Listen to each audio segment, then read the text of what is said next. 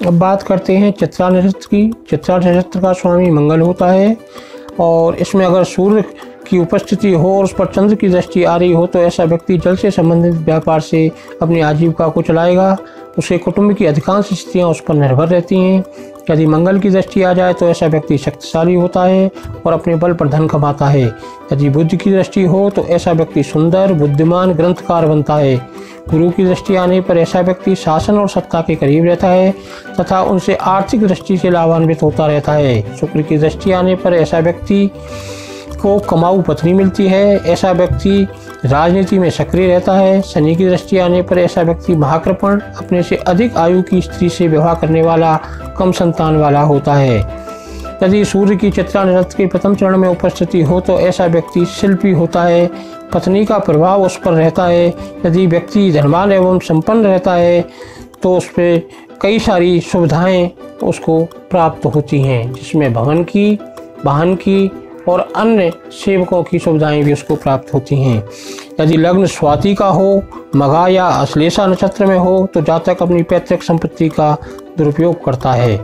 दूसरे चरण में सूर्य की स्थिति व्यक्ति को मादक पदार्थों के व्यापार से धन अर्जित करने के लिए प्रेरित करती है। रसायन, मदिरा, भांग आदि का सेवन एवं इन्हीं चीज़ों का व्यापार भी करता है। यदि लग्न चित्रा नक्षत्र में हो तो उसकी आयु कम होती है। असाध्य रोगों से जातक कष्ट पाता है। तीसरे चरण में सूर्य की स्थिति हो तो उसका स्वभाव स्त्रियों जैसा होता है।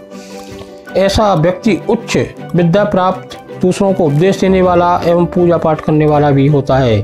चौथे चरण में सूर्य की स्थिति व्यक्ति को वाहन चालक या अभियंता बनाती है। अपने परिश्रम से धन अर्जन करने वाला, चतुर, परिश्रमी एवं क्रूर प्रकृति का होता है। अब बात करते हैं चंद्र की चित्रा नक्षत्र में। चंद्र की चित्रा नक्षत्र में उपस्थिति हो और उस पर सूर्य की दृष्टि आ रही हो तो ऐसा व्यक्ति गांव में रहने वाला भूपति, धनवान एवं सूदखोर होता है। यदि मंगल की दृष्टि आ जाए तो ऐसा व्यक्ति अन्य स्थितियों के लिए अपनी पत्नी का त्याग कर देता है, माँ के साथ कटु व्यवहार करता है। यदि बुद्ध की दृष्टि आ जाए तो ऐसा व्यक्ति श्रेष्ठ कुल की कन्या से विवाह करता है। व्यक्ति धनपुत्र से युक्त व प्रसिद्धि प्राप्त करता है। यदि शुक्र की दृष्टि आ जाए तो ऐसा व्यक्ति ननिहाल से धन प्राप्त करता है। ऐसा व्यक्ति जीवन का पर्यंत सुख पाता है। यदि शनि की दृष्टि हो तो ऐसा व्यक्ति आज्ञाकारी संतान से युक्त होता है। यदि प्रथम चरण में चंद्र की स्थिति हो तो ऐसा व्यक्ति के कंधे सदैव झुके रहते हैं। ऐसे व्यक्ति मृदभाषी, मीठा खाने वाला तथा कामातुर रहता है। उसके कन्याएं अधिक रहती हैं। ये जातक श्रृंगार प्रिय, चित्रकार एवं अभिनय कुशल रहता है। भाई के साथ निरंतर वाद विवाद चलता रहता है। तोपाएं पशुओं से इसकी मृत्यु होती है। शरीर पर आघात होता है। दूसरे चरण में अगर चंद्र की स्थिति हो तो ऐसा व्यक्ति के दो कन्याएं होती हैं। व्यक्ति ईमानदार एवं धार्मिक कार्यों में रुचि रखने वाला होता है। प्रदेश प्रवासी रहता है। वर्णों के कारण दुखी रहता है।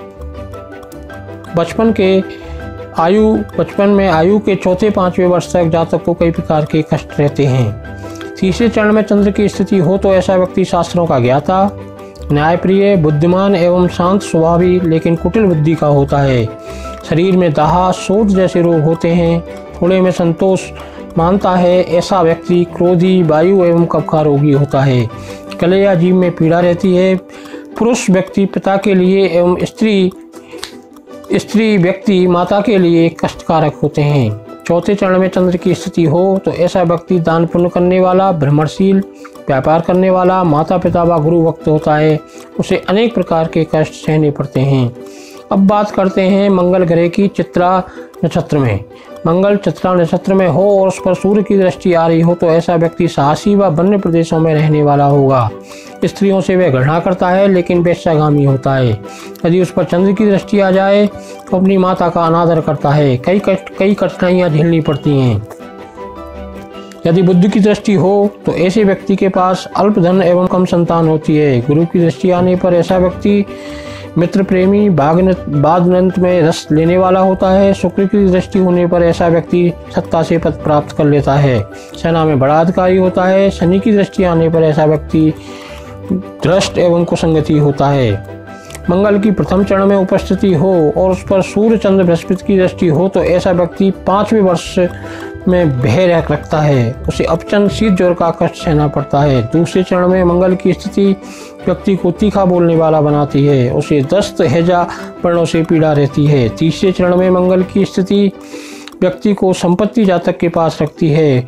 उल्टा स्त्री के पीछे लगकर वह अपना सर्वस्व गंवा देता है। उसे यकृत पक्षाघात जैसे रोग होते हैं। चौथे चरण में मंगल हो तो ऐसा व्यक्ति मध्यम शिक्षित होता है। आजीविका के लिए उसे विक्रेता बनना पड़ता है। व्यापार के प्रगति के लिए श्रेष्ठ रहता है। जीवन का उत्तरार्ध अच्छा निकलता है। उसे ज्वर, रक्तचाप, मधुमेह जैसे रोग पीड़ित करते हैं।